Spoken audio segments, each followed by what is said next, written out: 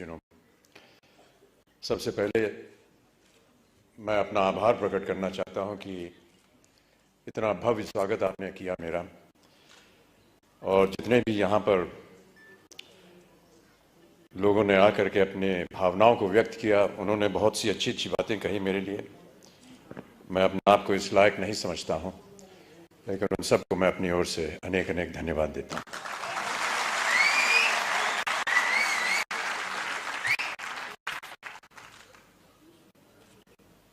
यहाँ पर जब मैं आया तो कार्यक्रम के आरंभ में आपने फूलों से मेरा स्वागत किया, पुष्पों की माला पहनाई, और मैं ऐसा मानता हूं कि ये जो पुष्पों की माला आपने मेरे गले में डाली, उसे मैं एक वरमाला के तौर पर देखता हूं। और ये जो वरमाला आपने मुझे पहनाई है, इस नाते से मैं आपके परिवार का एक सदस्य हो गया हूं।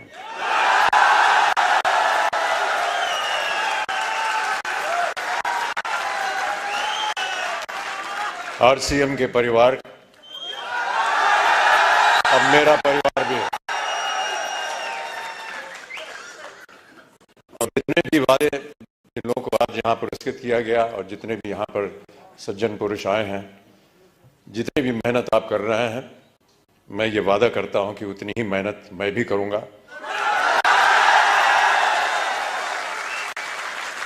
ताकि जितने भी मापदंड लगाए गए हैं, वो चाहे 2500 के हों, 1000 के हों, 2000 के हों, उन सब में मेरा योगदान रहेगा। और जब जब आप लोग चाहेंगे कि मैं उपस्थित हूं आपके सामने, मैं अवश्य यहां पर हाजिर हूं।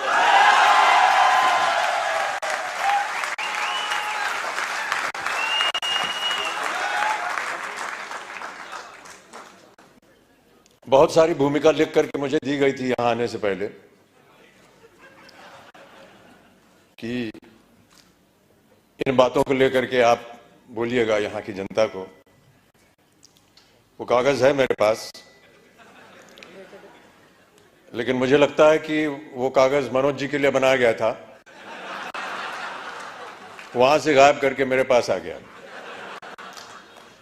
फिर भी मैं ऐसा मानता हूं कि उसकी आवश्यकता नहीं पड़ेगी। मुझसे कहा गया था कि जितने भी यहां पर लोग हैं, उन सबको प्रोत्साहित करने के लिए कुछ शब्द आप बोल दीजिए। मेरा ऐसा मानना है कि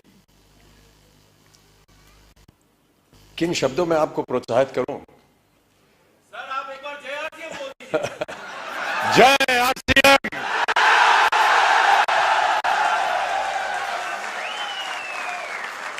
और मैं यही कहने वाला था कि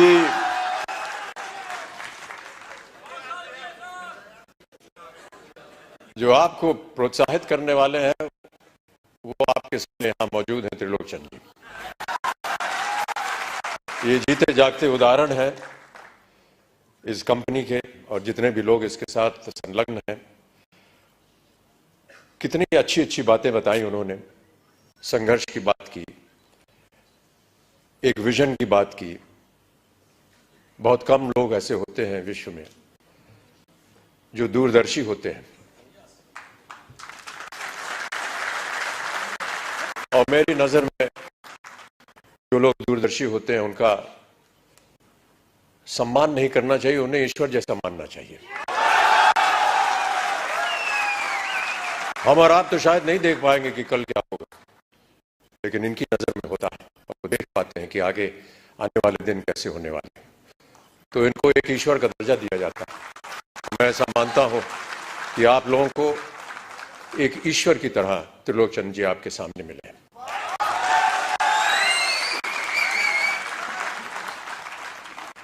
यहां आने के बाद कुछ क्षण मैं उनके साथ यहां वेटिंग रूम में बिता रहा था, और बहुत सारी बातें की हम दोनों ने। और उन्होंने बात बताई कि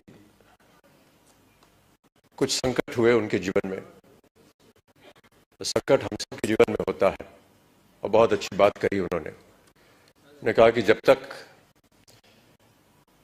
हर एक के जीवन में कोई दुख दर्द संकट नहीं आता, तब तक हमें पता नहीं चलता कि जब अच्छाई होती तो उसका मूल्य क्या होता है।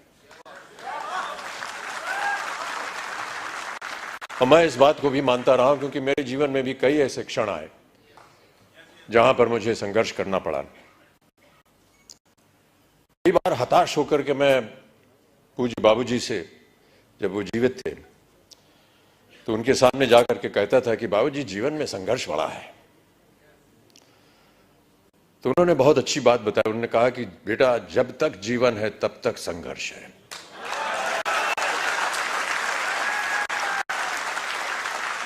और आप भी मान लीजिए कि आपके जीवन में प्रतिदिन प्रतिक्षण ये संघर्ष रहेगा और आप लोगों को वादा करना पड़ेगा कि ये संघर्ष में आप लगे हैं, आगे भी आगे आप संघर्ष करते जाएंगे ताकि जो भी कार्य आप उठाएं उसमें वो संघर्ष जो है वो नजर आए। जिस दिन लोग आपके संघर्ष को सम्मानित करेंगे उस दिन आपका पदार्थ जो है वो ऊंचाइयों पर पहुंचाएगा।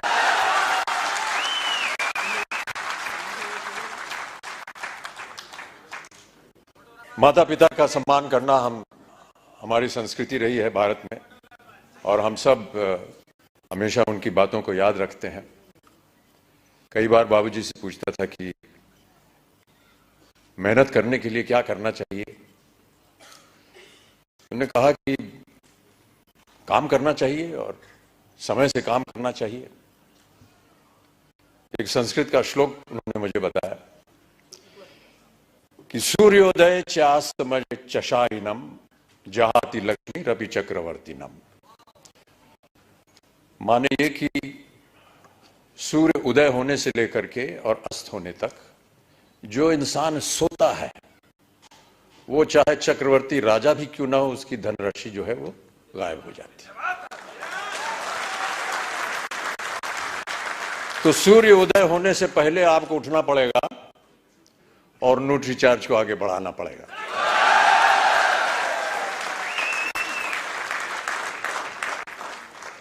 हनुमान जी की एक कथा है। हनुमान जी ने कहा था कि ईश्वर से कि हमको शिक्षा प्राप्त करनी है, ज्ञान प्राप्त करना है, क्या किया जाए, किसके पास जाए। उनसे बताया गया कि आप सूर्य के पास जाइए। सूर्य देवता जो है वो ज्ञान का भंडार है, उनके पास आप जाएंगे तो वो आपको ज्ञान दे सके। तो हनुमान जी गए सूर्य देवता के पास। तो सूर्य देवता ने कहा भैया मैं तो चलायमान हूं, चलता रहता हूं, कैसे तुमको शिक्षा दूंगा मैं। तो हनुमान जी ने कहा कि आप ज्ञान मुझे देते जाइए और चलते रहिए, मैं आपके सामने उल्टा होकर के चलूंगा। तो आप चलते रहेंगे, मैं आपके सामने उल्टा होकर के चलता रहूंगा और ज्ञान प्राप्त हो जाएगा मुझे। कहने का तात्पर्य यह है कि सूर्य के आगे आपको चलना पड़ेगा, तभी जाकर के आपको ज्ञान प्राप्त होगा, तभी आपका संघर्ष जो है वो सफल होगा। प्रोत्साहित करने के लिए एक कविता की कुछ पंक्तियां हैं। इससे पहले मधुशाला की एक पंक्ति पढ़ी गई थी, क्षमा चाहता हूं, उसमें थोड़ी बहुत त्रुटियां थी। जो यहां सज्जन पुरुष आए थे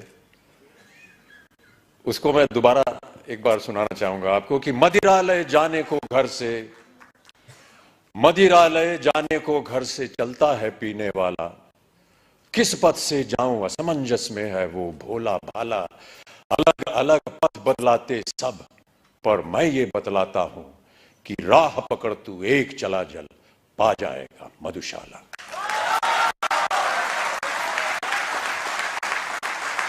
एक और बहुत सुंदर कविता है, उसके कुछ क्षण पढ़ देता हूं आपके लिए। यह है लहरों से डरकर नौका पार नहीं होती और कोशिश करने वालों की कभी हार नहीं होती। नन्ही चींटी जब दाना लेकर चलती है, चढ़ती दीवारों पर 100 बार फिसलती है, मन का विश्वास रगों में साहस भरता है, चढ़कर गिरना गिरकर चढ़ना न अखरता है, आखिर उसकी मेहनत बेकार नहीं होती, कोशिश करने वालों की कभी हार नहीं होती। तो आपकी कोशिशें हमेशा बनी रहें। आपका सहयोग रहा है। जिनको भी आज पुरस्कार दिया गया है उनको मैं अपनी ओर से एक खास बधाई देता हूं और उम्मीद करता हूं कि इसी तरह हर कार्यक्रम में आपके साथ जब मैं आऊं तो और भी लोग पुरस्कार प्राप्त करने के लायक हों और मैं उनके साथ उन्हें पुरस्कार दे सकूं, उन्हें प्रोत्साहित कर सकूं। अंत में जाने से पहले बाबूजी की एक और कविता की कुछ पंक्तियां आपको सुनाना चाहूंगा। इस कविता का शीर्षक है अग्निपथ। अग्निपथ बाबूजी ने लिखी थी उस जमाने में जब भारत अपनी स्वतंत्रता के लिए लड़ाई लड़ रहा था अंग्रेजों के खिलाफ। तो भारत की जनता को प्रोत्साहित करने के लिए उन्होंने ये कविता लिखी थी। लेकिन मेरा ऐसा मानना है कि ये एक ऐसी कविता है जो हर क्षण, हर वर्ष, हर युग में उसका एक ही मायने निकलता है, प्रोत्साहित करती है जनता को। तो आपको भी मैं प्रोत्साहित करने के तौर पर अग्निपथ की कुछ पंक्तियां सुना देता हूं कि अग्निपथ अग्निपथ अग्निपथ, वृक्ष हो भले खड़े, हो बड़े हो घने, एक पत्र छाह भी मांग मत मांग मत मांग मत। अग्निपथ अग्निपथ अग्निपथ, तू न रुकेगा कभी, तू न मुड़ेगा कभी, तू न झुकेगा कभी, कर शपथ कर शपथ कर शपथ। अग्निपथ अग्निपथ अग्निपथ, ये महामनुष्य है, चल रहा मनुष्य है, अश्रु श्वेद रक्त से लथपथ लथपथ लथपथ। अग्निपथ अग्निपथ अग्निपथ। मैं आशा करता हूं कि आप सब इस अग्निपथ को स्वीकारें और इस पथ पर चलकर अपने श्रम से, अपने कार्य से इस अग्नि परीक्षा को पार करें और आरसीएम को और न्यूट्रिचार्ज को एक ऐसी ऊंचाई पर पहुंचाएं जहां विश्व भर में इसका नाम हो। बहुत सारे पुरस्कार इसको पहले भी मिल चुके हैं, लेकिन पुरस्कारों से ज्यादा हमें मेहनत करनी होगी। पुरस्कार मिलते रहेंगे, आते रहेंगे, लेकिन सबसे बड़ा पुरस्कार वो होता है जब आपको अपने मन के अंदर ये सांत्वना मिलती है कि हमने जो मेहनत की वो पुरस्कार के लायक थी। बहुत बहुत धन्यवाद। और जैसा कि मैंने कहा, अब मैं आपके परिवार का एक सदस्य हो गया हूं। कभी भी आप हमको बुलाएंगे तो मैं आपके सामने हाजिर होऊंगा और आपके साथ मिल करके न्यूट्रिचार्ज को आगे बढ़ाएंगे, आरसीएम को आगे बढ़ाएंगे। बहुत बहुत धन्यवाद।